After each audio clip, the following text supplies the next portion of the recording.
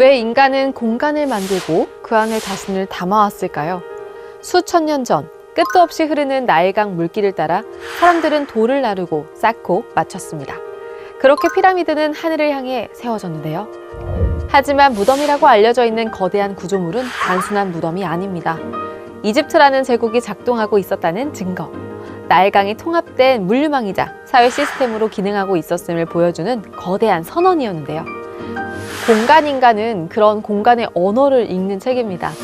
건축가 유현주는 건물과 구조물을 단순히 지어진 것으로 보지 않았는데요. 또 다른 공간으로 가볼까요?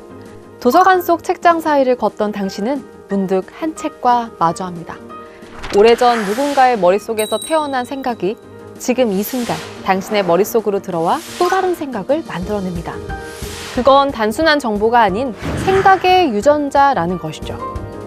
공간은 시대의 관념을 깨트리기도 하는데요. 산업혁명기 영국, 혼잡한 계층 갈등 속에서 열린 만국박람회. 수정공이라는 어마어마한 유리궁전 안에서 부자든 노동자든 전시된 수천 개의 제품에 압도되며 현실에서 잠시 벗어났습니다. 이 책은 말합니다. 잘 만든 공간은 새로운 사회를 만든다. 공간인간은 총 17장으로 구성된 책입니다. 하지만 이건 단순한 챕터 나열이 아닌데요. 마치 건축물처럼 인간의 진화 여정을 따라 쌓아서 보여주고 있죠. 우리는 더 나은 사회를 꿈꾼다면 먼저 더 발전된 공간을 상상해야 합니다. 익숙한 공간을 새롭게 바라보게 만드는 책, 공간인간이었습니다.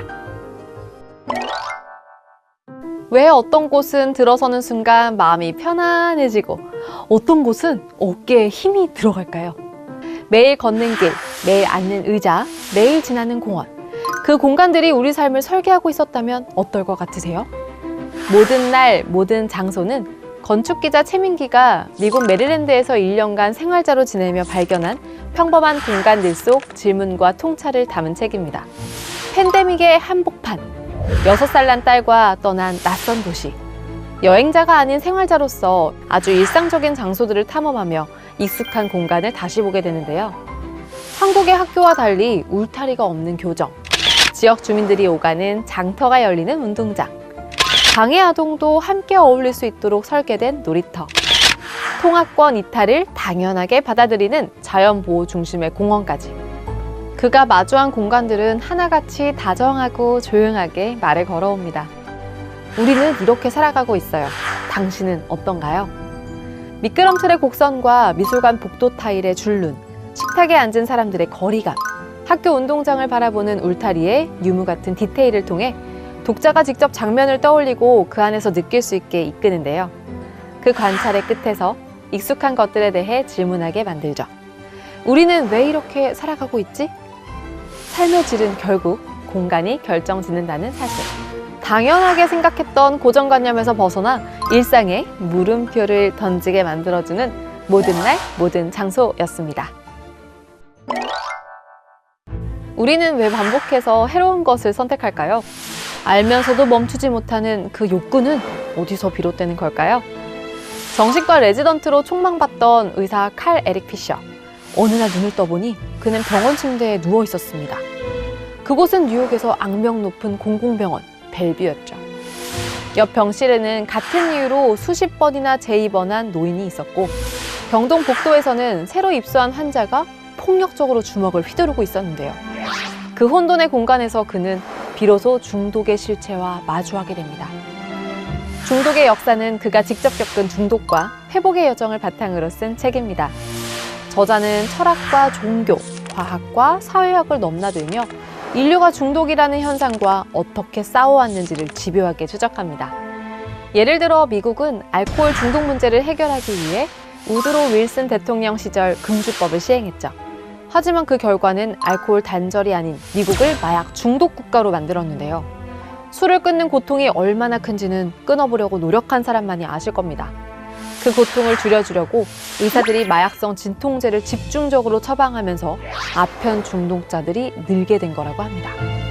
서평자인 김남희 삼육대학교 중독과학과 교수는 이 책에 대해 내 안에 있는 선택의 힘을 인식하는 것, 더 나은 것을 선택할 기회가 우리에게 있다는 것을 기억하는 것이 중요하다며, 중독을 다루는 가장 건강한 목표는 전쟁의 승리나 치료가 아니라 그 너머의 희망을 선택하는 회복적 사고에 달려있다고 추천했습니다.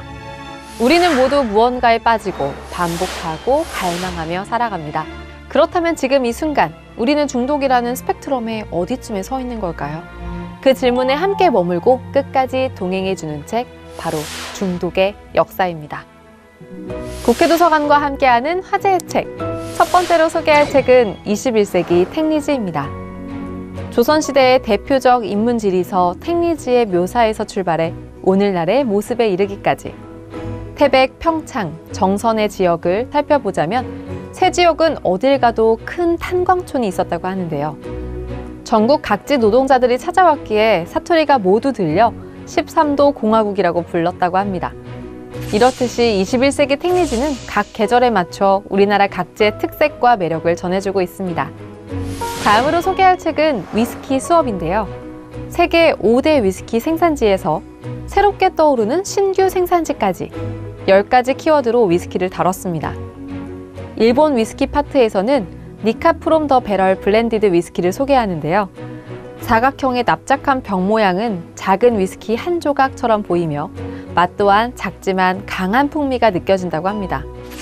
우리가 몰랐던 위스키의 이야기가 담겨져 있는 책, 위스키 수업입니다. 마지막으로 소개할 책은 뇌가 힘들 땐 미술관에 가는 게 좋다입니다. 익숙한 음악 플레이리스트로 알츠하이머 환자의 기억 회복을 돕고 가상현실 프로그램이 마약성 진통제를 대신해 화상 환자의 통증 정도를 낮추는 등 예술 속에는 우리 삶을 변화시키는 힘이 존재하고 있다고 설명하고 있는데요.